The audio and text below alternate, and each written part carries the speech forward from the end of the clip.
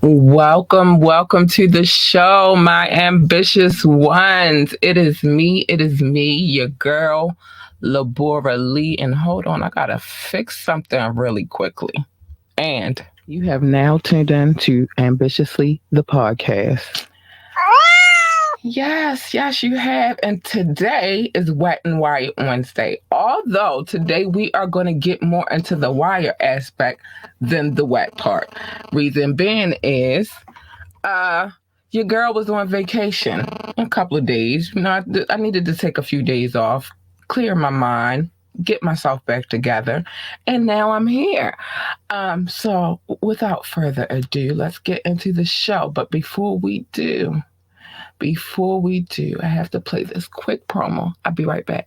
What's good, my ambitious ones? I am here because Savage Fenty is offering up something extraordinary. You get 2 for $29 bras and 50% off other items for new VIP members. You heard me. 2 bras for $29 plus 50% off of other items for new VIP memberships. I mean, you can't beat that.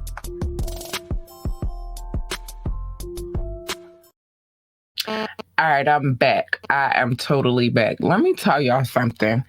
One thing that was for certain was the shock on the shock on social media, especially when they found out Rihanna was pregnant again. I mentioned that because I just played the Savage Fenty commercial. And I thought it was important. Everybody was shocked. But anyway, let's get into the topics of today's show. First and foremost, we're going to get into Drake. So let's do it. It's a lot going on with Mr. Drake. It's a lot going on, but we're going to get into it real quick. Okay? So Drake is trying to keep the kibosh on getting deposed in the Triple X Tentacion. I always have a problem saying his name. I don't know why, but trial.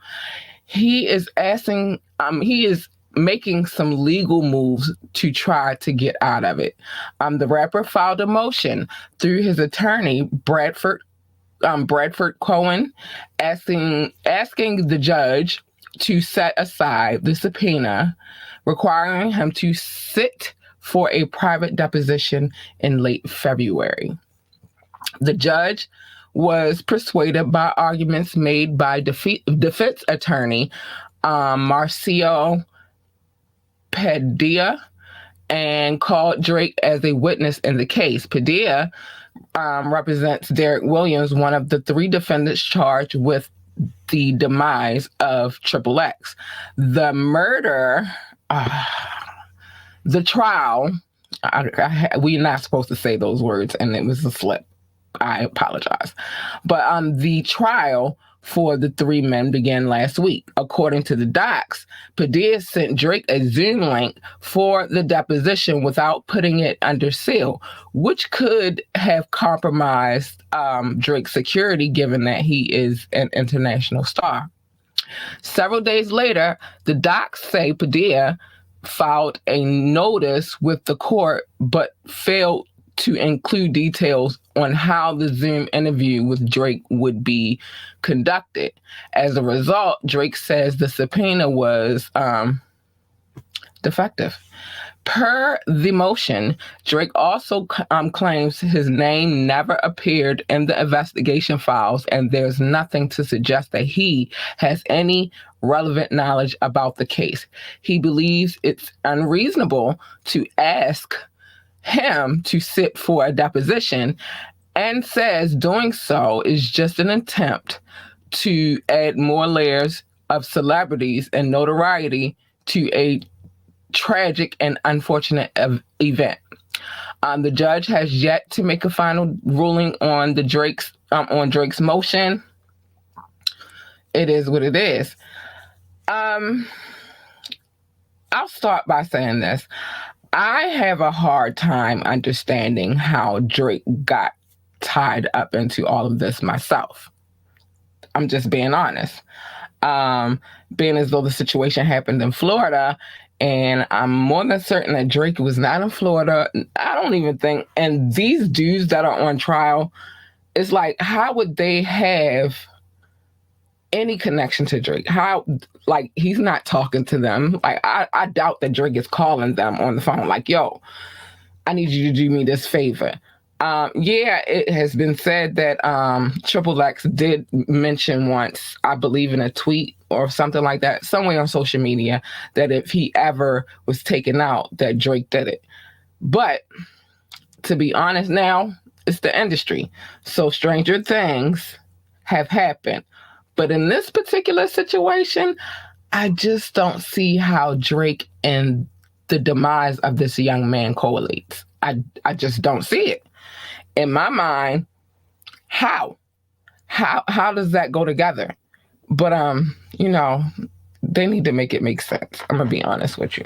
Like, they really, really need to make it make sense, because it makes no sense to me at all. Like, how did he become a part of this case? And my mind is like, okay, he said, that young man did say that on social media, but people say a lot of weird things on social media all the time. And I do mean all the time. It's social media. Listen, I just watched a show by a fellow, well, because I hate to call myself a YouTuber, but a fellow YouTuber. And she pulled up some stuff that about Little Duval that was like, whoa. So people say weird things on the internet all the time. I don't think that this makes sense. I don't think it doesn't make sense to me. I just don't see that Drake would risk it all just because he had some words and some beef with this young man. I don't think that Drake. Now, the thing that started the initial beef between the two, Drake bit his style. I see where that would cause for Drake to want him to be gone. And then some words were said between the two, but I just don't see him risking it all just for the sake of taking this young man out. I just don't see it. So I'm gonna need y'all to make it make sense. I am. I'm really gonna need you guys to make it make sense for me, because it doesn't make sense for me. So we'll see what happens. We'll see what the judge says, and if he's gonna rule that Drake does have to sit down for a deposition. I think that there will be tighter security measures in order for that to happen, because you can't just send a link, a Zoom link, to an individual and say, I need you to sit down for this deposition, especially somebody on Drake's level at his status. You can't. It has to be some form of security in order for him to feel comfortable with, coming and participating, or, doing what he's supposed to do. I think that there should be a heightened level of security. That's just my personal take. But we're going to keep moving. And I have to look for something in a minute, but I'll do it in a second. Okay, I know exactly where it is. So that's that. We'll see what happens. Now, let's get to Idris Elba. Idris Elba, he never ceases to amaze me sometimes. Things with him pop up out of nowhere sometimes, and it's just like, whoa. But this one, I don't know that I disagree with the scenario at hand, but let's get into it. So Idris Elba is clearing up what he meant when he recently said he is no longer calling himself a Black actor. This after much debate online, by now saying, my job ain't about race. This is what Mr. Elba said.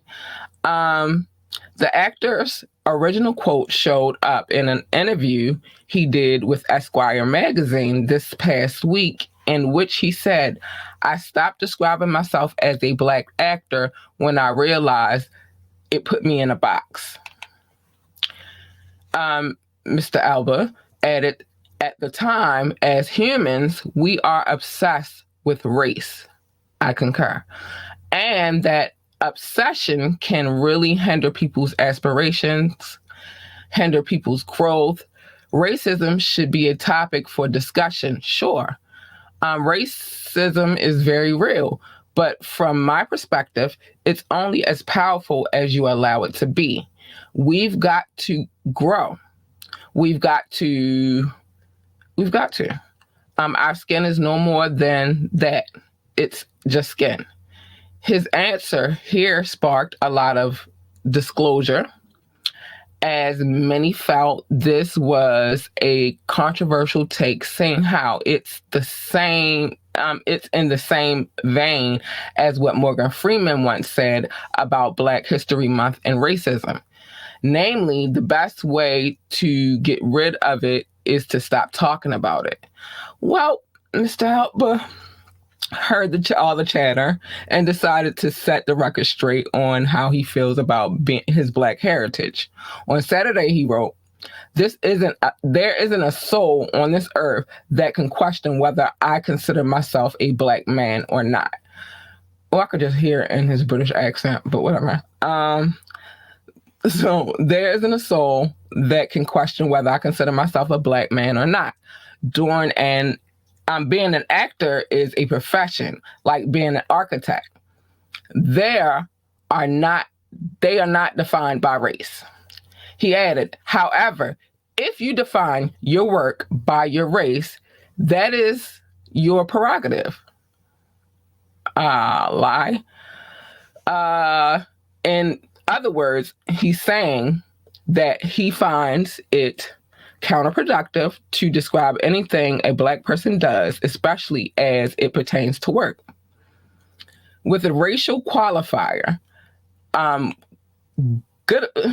was good of him to clarify it, because for a minute there were some people who felt like he was falling into the O.J. Simpson category. By that, we mean that Juice once allegedly saying that he wasn't Black, but simply OJ essentially trying to distance himself from his race, which was the object of a Jay-Z song. Y'all know the OJ song by Jay-Z? I kind of like that song too. But here's the thing. I don't believe that your profession should have anything to do with race. I'm going to be honest with you. It annoys me when maybe you fill out like a job application and, at the end, they'll ask you things like your gender.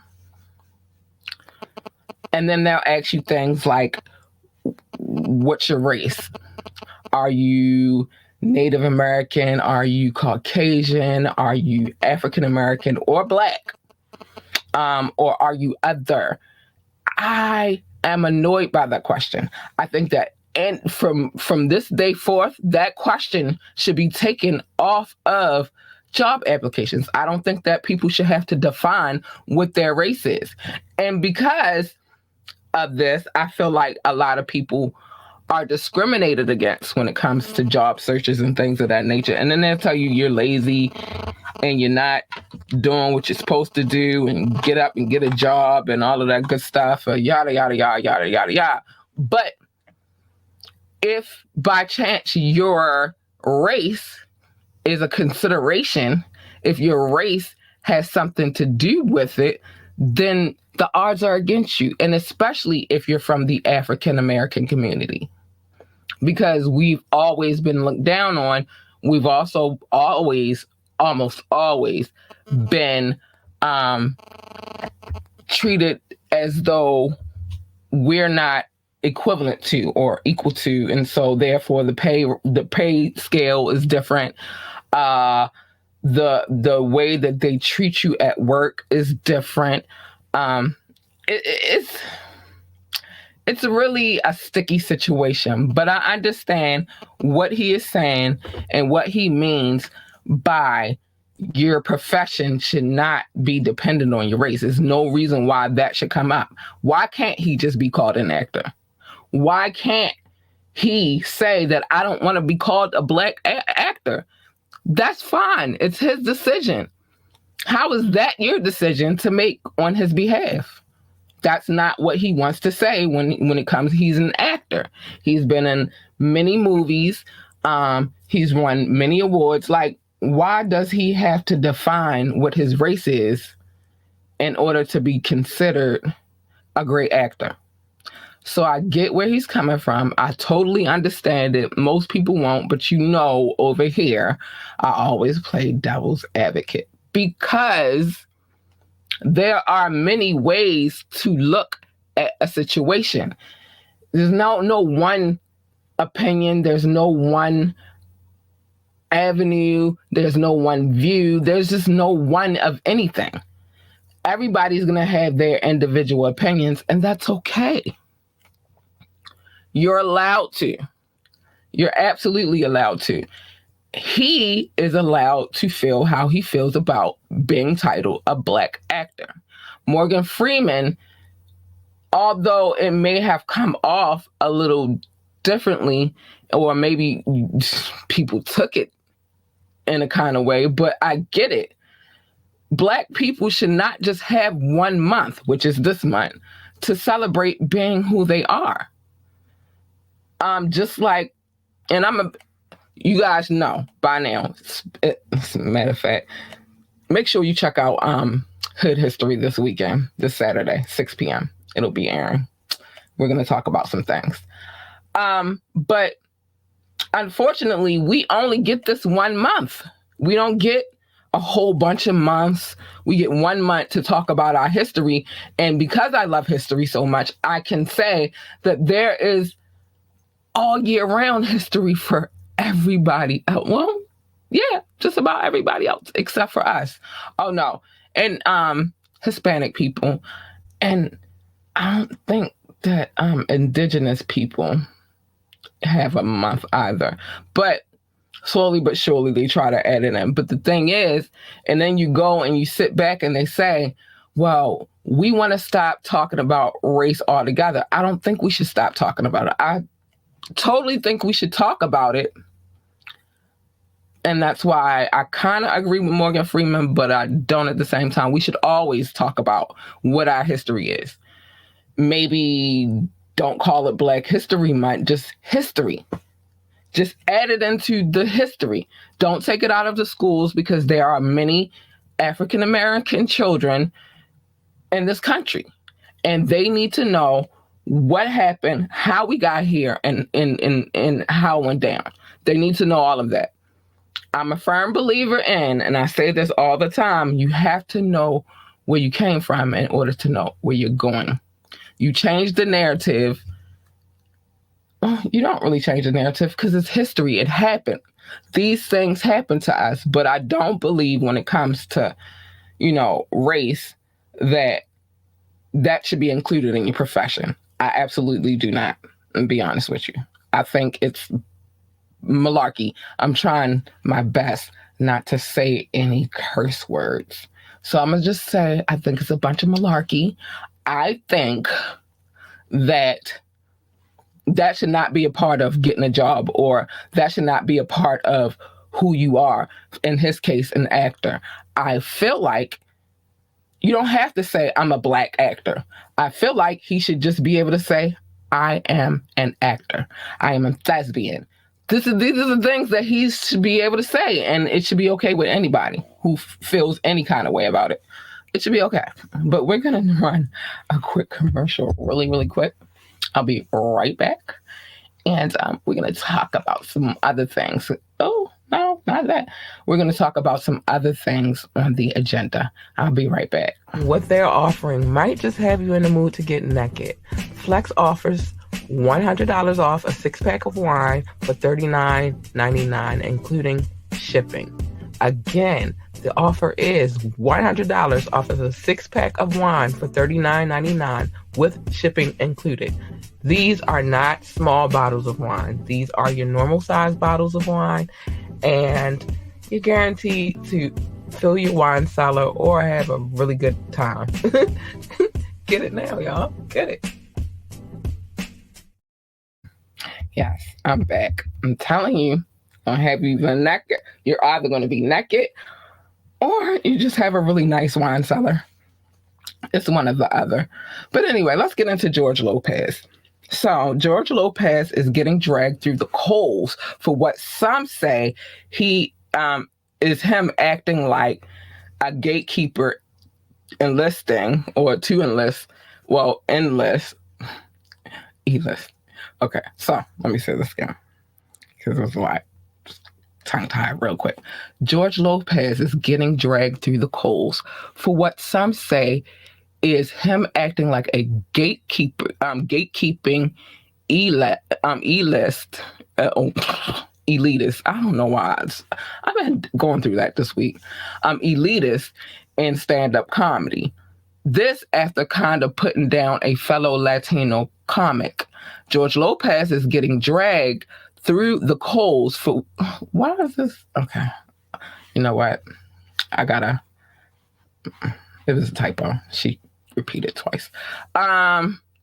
Trevano said it was incumbent on the OGs of the business, like George, to pass down the knowledge and assist up and corners in, people breaking through. Everybody wants a shot, and I'll get to that in a minute.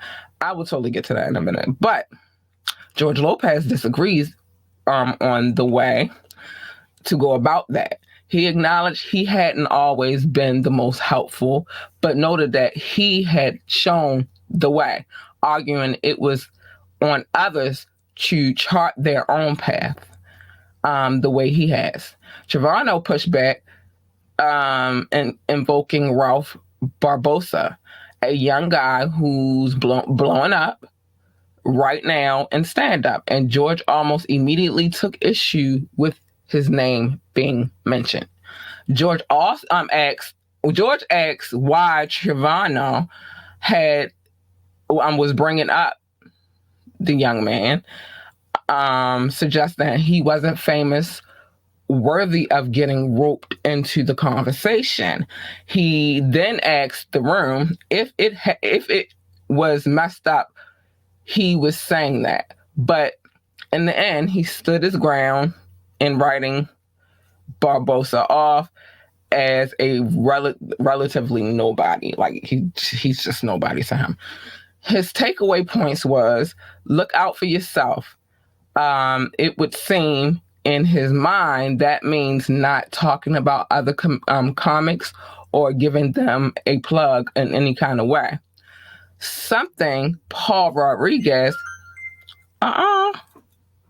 okay. I don't know. One of these phones, I don't know where it's coming from.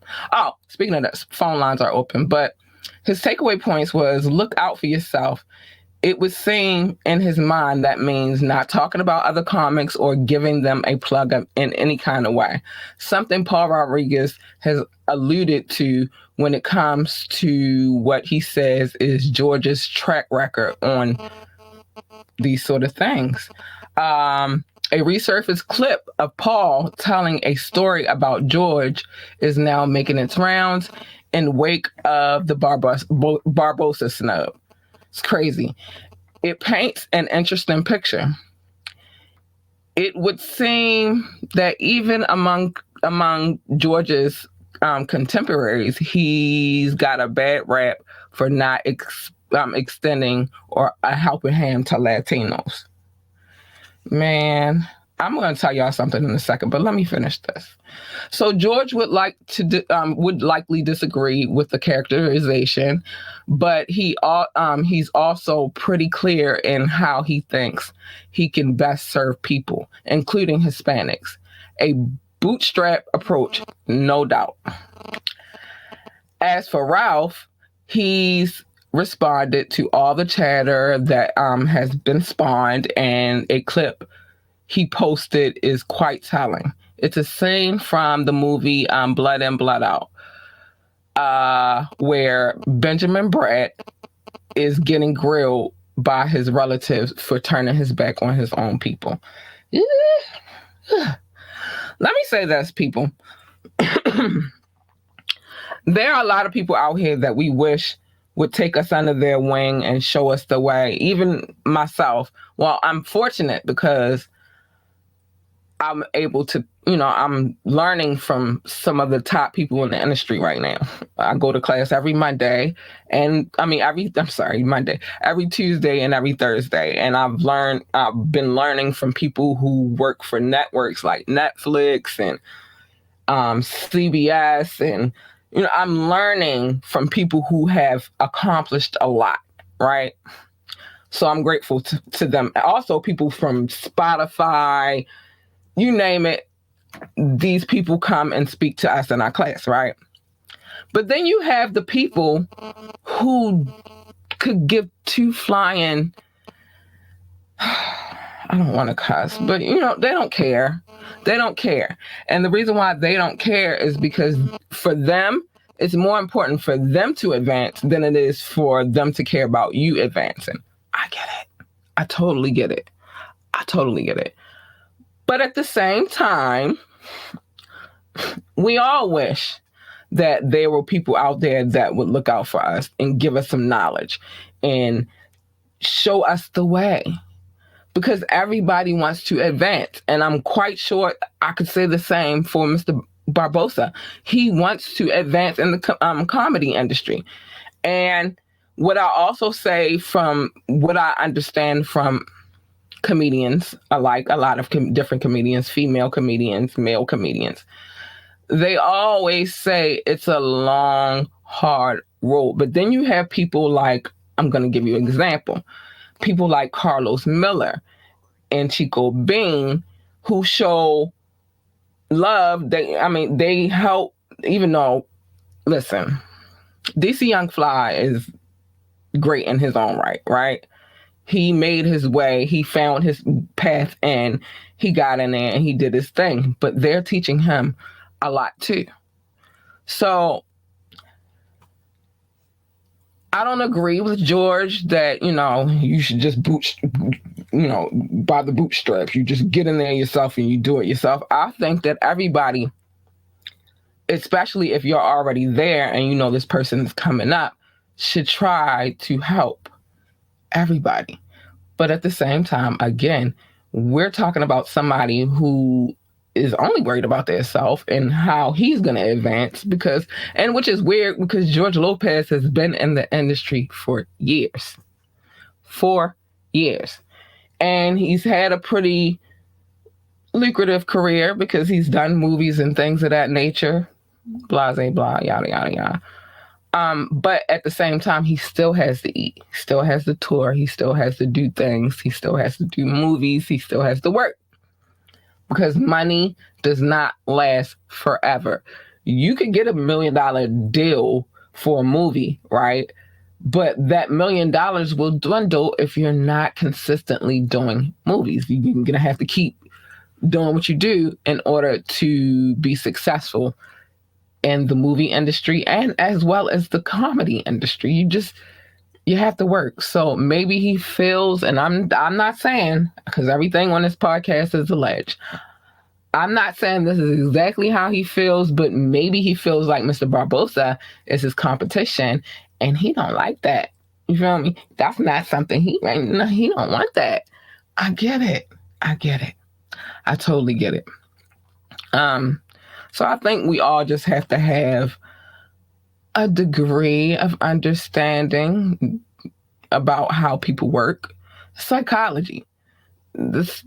Everybody's not going to be happy for you, and everybody's not going to be rooting for you, and everybody's not going to have your back and show you the way. So you have to, I do agree with George on this standpoint. You have to, despite whether or not somebody else is going to ride for you, you have to find your own way. You got to do what you're going to do, and you can't let anybody stop you from doing what you're going to do. And if you're going to be great, then you're going to be great.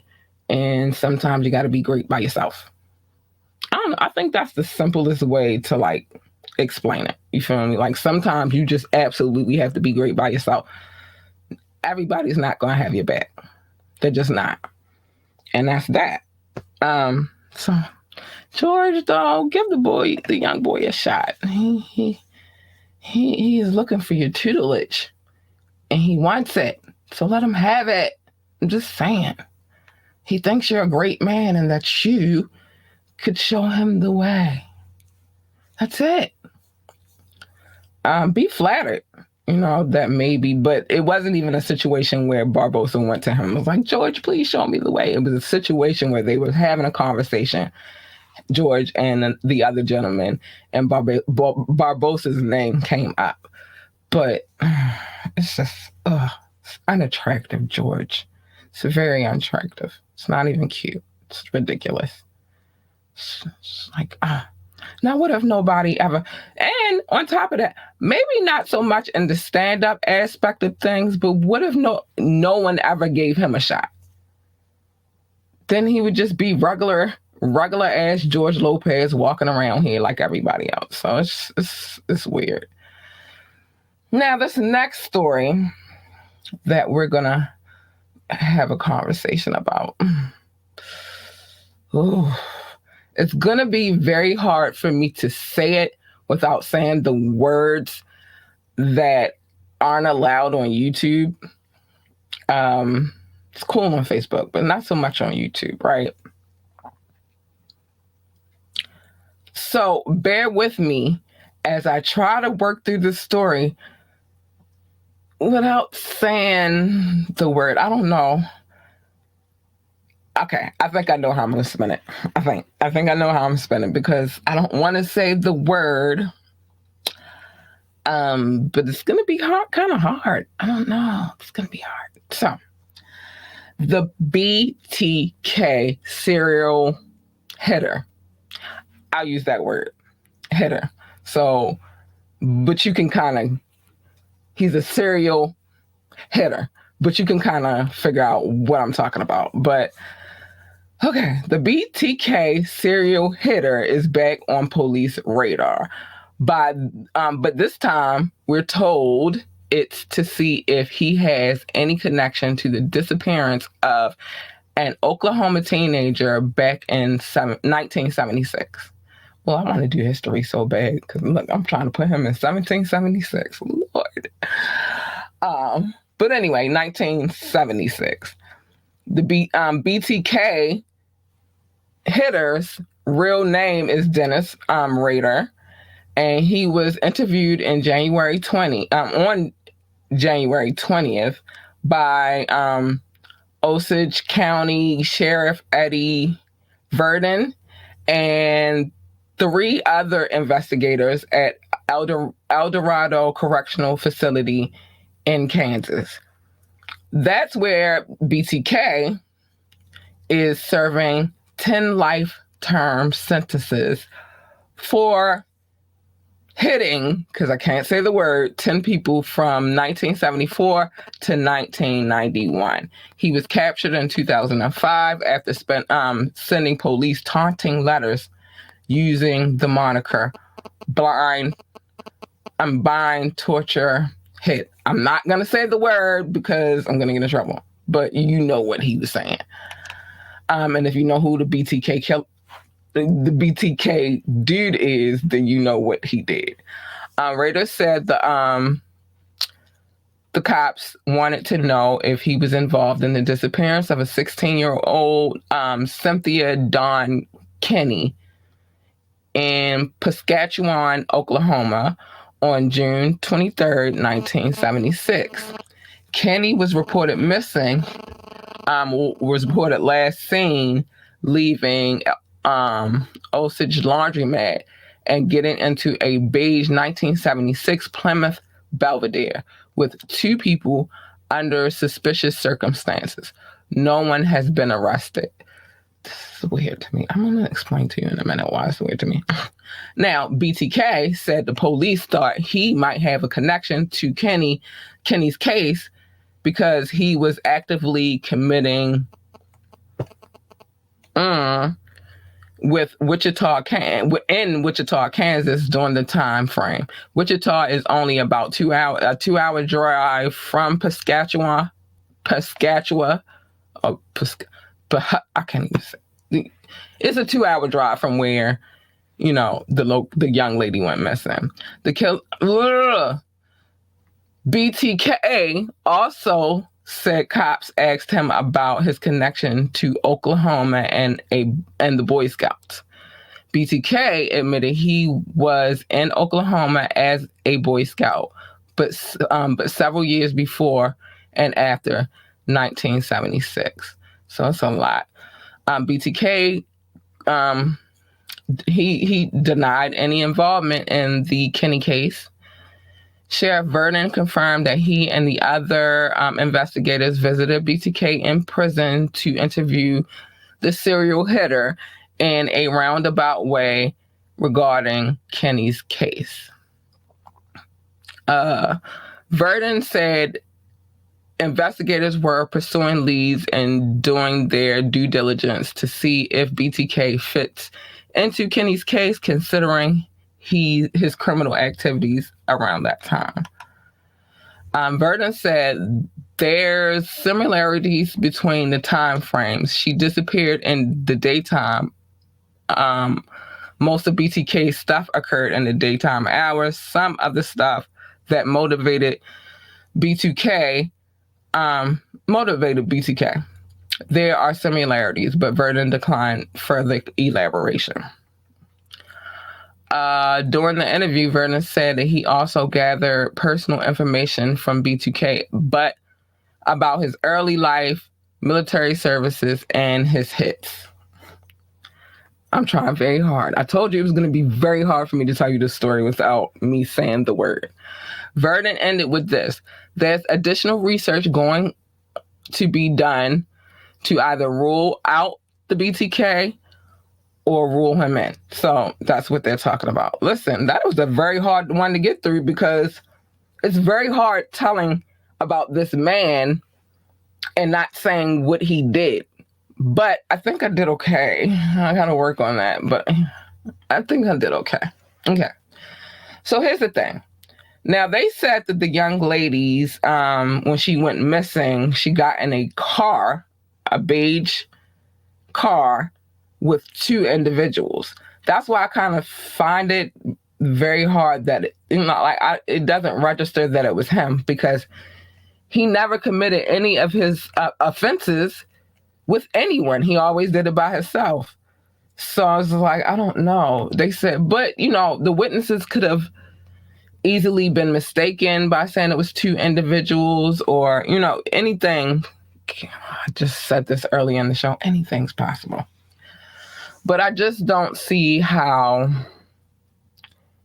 he would tie into all of that if there were two people in the car besides her. That would make three people in the car. And again, he worked alone. He didn't work with other people. He always worked alone. And it, what's crazy to me? The people such as himself that once they do what they do, but I watch a lot of true crime situations and crime shows and things of that nature, right? So I find it very interesting that they always want to taunt the police once they haven't gotten caught. It's weird to me. Not all of them, but a lot of them. It's just like, so you want to get caught. And maybe deep down in their soul, they do want to get caught. You feel like maybe they're tired of doing what it is that they were doing, so to speak. I don't know. But it's just weird to me that they do that. It's just crazy. It's like, okay, you want them to come get you. You want them. You want them to find you. And then the thing about his case is they didn't find him till 2005. He was doing his thing from 70, I believe it was, did I just say? I think it was 74. Yeah, about 74 to, let me make sure I'm correct. Yeah, 74 to 1991. And they didn't catch him until 2005. But the thing is, too, here's the thing. Forensics has changed over the years. Things are different now. They can find out all kinds of things. DNA is one of those things that, like, the whole forensic process is different now. even down to cell phones. I was watching something earlier about a case, and they were looking for this woman. And back when the incident happened to her, and it was here in Maryland, when it happened to her, cell phone technology was different, so they couldn't get the ping off the satellites, or they couldn't get the ping off of the towers. They had to really go through and look at her individual phone calls and see who she was talking to the most. So forensics has changed, and that's why in 2005 they caught him, because forensics has changed over the years. So it's interesting, but I still say I don't know. And to be honest, like, he's been pretty honest about, once they caught him and he had to sit down and confess about the things that he's done. He's been very honest about the things that he's done. You would have to go and do your research on who this gentleman is, but he's been very transparent about the things that he's done. So I don't believe that he had anything to do with this young lady, but at the same time, you never know. You just never know. So I don't know. But he's been very, since confessing and stuff, he's been very transparent about it. So I just don't see how it would go together. But we are going to take a quick commercial break, and then I'm going to do quick topics. And then I'm going to get to showing love, because I always like to show love to my audience, and I miss you guys. But I'm here. And I'll be right back. I will. Want last minute brand design? Oh my gosh, no, hold on. Want last minute brand design help? Get top tier Fiverr freelance creatives at your fingertips fast with secure payments and 24/7 support. Head to fiverr.com today and get something started. Okay, I'm back. Hey. All right, so I wanted to do a quick commercial because I don't want to spend too much time on a commercial. Anyway, so let's get to these quick topics. Okay, David Jolicoeur, David Jolicoeur, also known as Dave and Trogoy of the Dove, was one of these three. Oh, no! Oh my gosh, Okay, was one of the founding members of De La Soul. He has passed away, unfortunately. Oh my gosh, you know me. It is me, your girl, Labora Lee. First of all, I'm sorry about that commercial. Okay, it popped up there. If you know me, one thing I love with my core is hip hop music. So that's tragic to me. Let me put this down before I pop to another commercial that I don't want to pop to. That's tragic, man. So we don't know how he passed. Well, I don't know how he passed, but that's part of my quick topics this evening. I just talked about this in the beginning of the show, but we'll talk about it again. Of course, Rihanna's pregnant again. I personally said, ASAP Rocky, you had one job to do. One job and one job only. Don't be out here messing around on this girl. Definitely don't put your hands on her. She's been through enough with that. But you have one job, and that's to keep that girl happy, and you're doing it. You know how I know you're doing it? Because she's pregnant again. That's how I know you're doing it. Baby number 2 on the way. She had the big reveal happen during her Super Bowl halftime show. I saw people. Oh my gosh, it's funny. People's reaction to this. Another one of my favorite YouTubers, she posted like, "Is it me or is Rihanna pregnant again?" I was like, "Yeah, that big old belly, she's pregnant." Was I scared? Because I didn't watch the Super Bowl. I'm kind of a hater a little bit. My team wasn't there, so I didn't really want to watch it. I'm a hater. But I did get to go back and check out the halftime show because, you could find anything on YouTube. So I did go and check out the halftime show. I will say, now that she exposed that she's pregnant, that halftime show was very scary for me. Especially as a woman who's carried a child for 9 months. scary because of the platforms that she was performing on.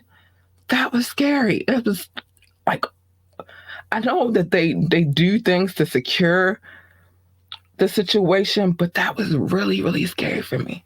Now, what I do love, I don't mind that she was getting a dance on. Listen, when you're pregnant, you need your exercise. You need to be able to move and exercise. One thing I'm very proud of is when I was pregnant with my daughter, walking was the thing. Wasn't good on my feet because they were always swollen, but exercise is very important when you're pregnant. So, just keeping up with things that you would normally do. It's very important when you're pregnant. So if dancing is something that you normally do, then dancing is what you do. If walking, in my case, is what you do, my ambitious ones, then walking is what you do. But you don't stop doing the things that you normally would do. It's, especially if you're already past that first trimester, it's good to just keep it up, get in the groove, handle your business. But that platform thing scared the bejesus out of me. It scared me so bad. I was like, oh, Rihanna, what are you doing? Why are you up there? But, people had their conversations about it. Some didn't like the performance, some did. But, it is what it is. Funkmaster Flex mends fences with the Wu-Tang Clan after a decades-old beef.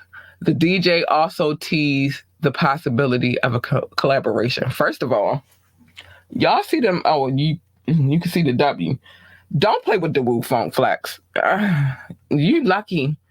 You lucky they older now, because back in the day, well, I'm quite sure he knows.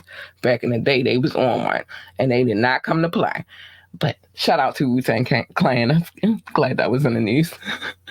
Barney purchased, the Barney franchise is getting relaunched with a film, animated series, and more. I don't know how to feel about that. But anyway, I don't know. Because, all the controversy behind the purple dinosaur. I don't know. My daughter, she's not going to be with the Barney stuff. She older now. She don't care about no Barney. She care about video games. I don't even know if most kids care about Barney, but we'll see. U2 announces Las Vegas residency. It's normal. That sounds about right. I'm not shocked at all. Pretty Ricky's Baby Blue. I told y'all, I said this on another episode, but I wasn't sure. But now I'm sure. So Pretty Ricky's Baby Blue released early from prison after the 24. I talked about this with the young lady with the PPP loan thing and how she's not going to get time like how he got time. But he was released early after the $24 million PPP scam. Yeah, I said it. Okay. Announced name change. And he's also said a new album will drop soon. You got to do something. That's what you did. You were an entertainer. You were part of a group, Pretty Ricky. All the young ladies loved you. I don't know what this album is going to be about, how it's going to work itself out and all that good stuff. But I'm hoping that now that you're released, that you're home, that you will change the way you've done things. That PPP mess ain't nothing to play with. I still say that the young lady probably won't get what he got at all. So it is what it is. But congratulations, I guess. You're home, I guess. I don't know. What do you say to that? Well, no, when people come home from prison, most people are happy about it. Like, oh, yay, such and such free. And then, they spend a lot of time like free such and such or free blah, blah, blah. So I guess congratulations are in order. You're out of prison and now it's time to move forward. Problem is now you have a felony on your back. But that's why you should get in the studio and try to make some really good music so that you can maintain and survive. That's all I'm saying. That's all I'm saying. Now I got to show some love. I do. Shout out to anybody who has watched from YouTube, Twitch, Facebook, wherever you watch from. Thank you for tuning in. You're awesome. You are. But now I want to give love to the people who come through and listen to the podcast. They come through, they listen to the podcast, they show love, and they're amazing, and I love them very much. I appreciate them. That's why I keep doing what I do. But I'm going to show them love really, really quickly because I just have to. So, my top 6. My top 6. Big love to the United States, France, Germany, India, the UK, and also Belgium. These 6 countries always come through, show love, download the podcast, and I appreciate you for it. Much love to you. And until somebody come through and download the way y'all download, y'all my top 6. Thanks. I appreciate you so much. I do. But I have more love to show because they're not the only ones that come and show love. They just the top. They do the most. They download the most. Brazil, big shout out to you. Netherlands, big shout out to you. Singapore, big shout out to you. South Africa, big shout out to you. Spain, Philippines, Australia, big love to you. Japan, Mexico, Ireland, Nepal, Mauritius, big love to you. Israel, Canada, and Hong Kong, big love to you. I'm not done. Oh, I'm totally not done at all.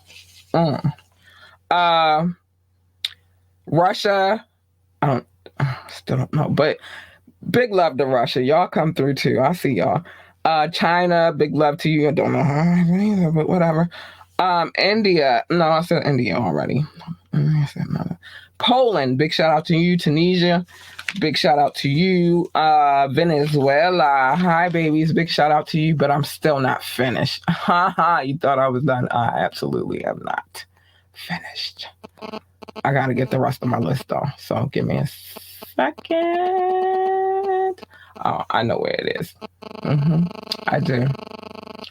I don't know what this. I'm gonna have to check this out and see what's good with this. But here we go. I had to pull this up really quickly because I closed it out earlier and I didn't mean to. But it's okay. It's okay. All right, there we go.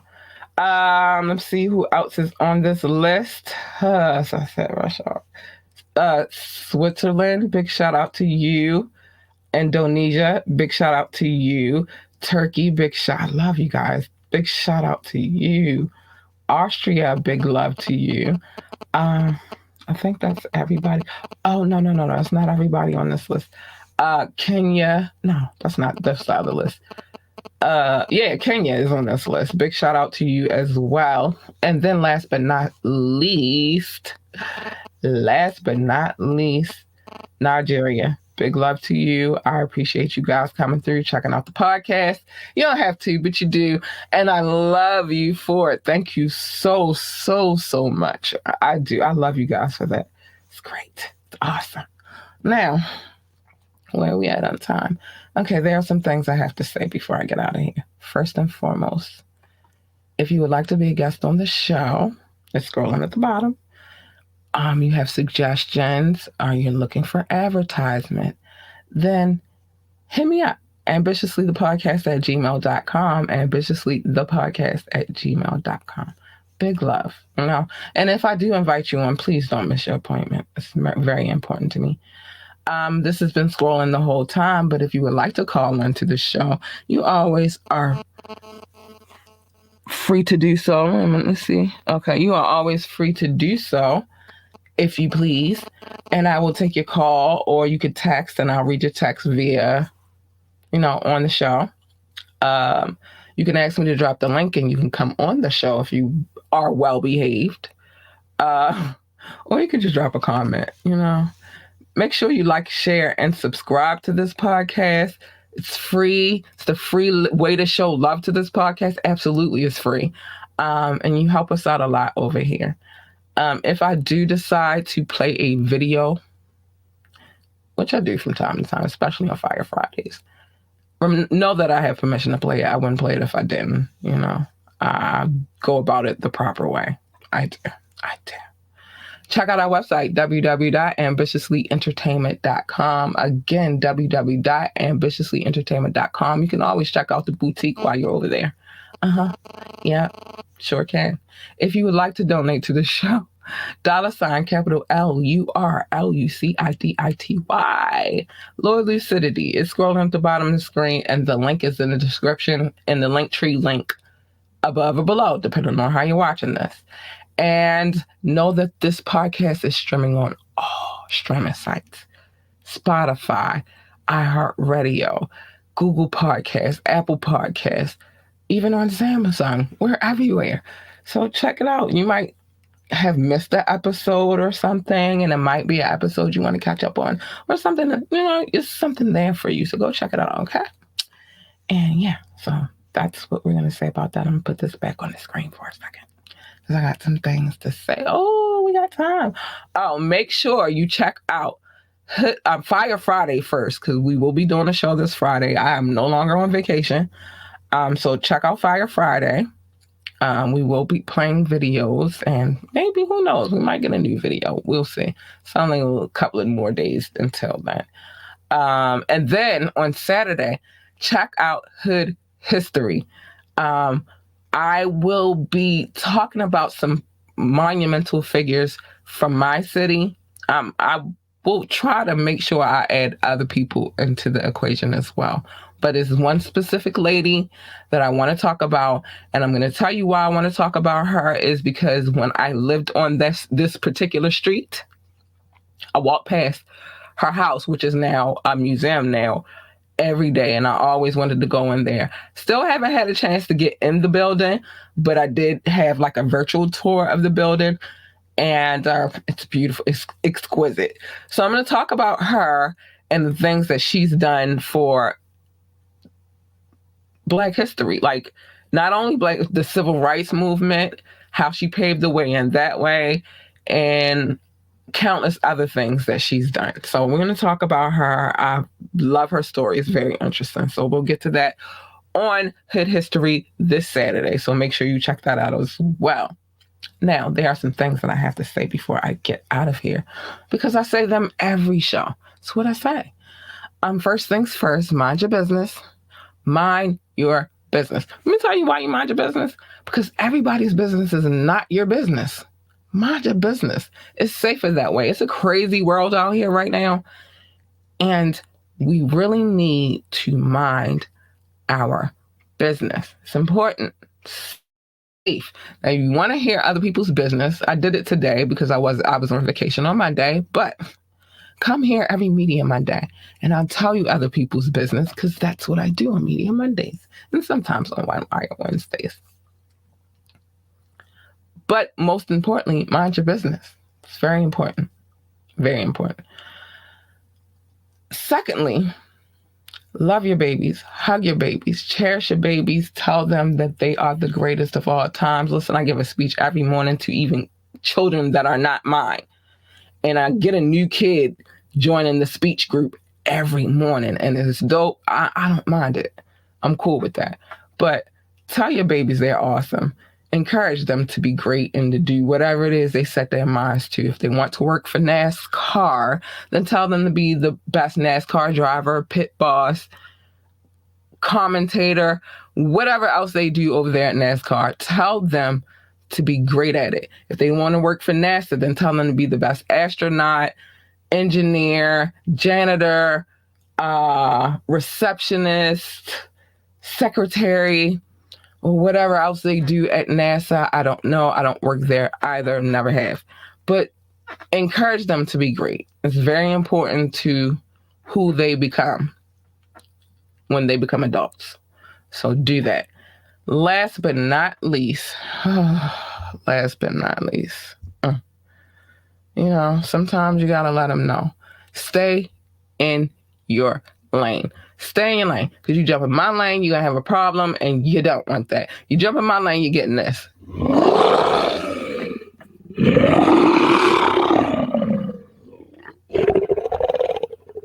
You don't want her. She's not that nice. You want her. She's sweet and cuddly and cute and amazing and all the good stuff. And especially her.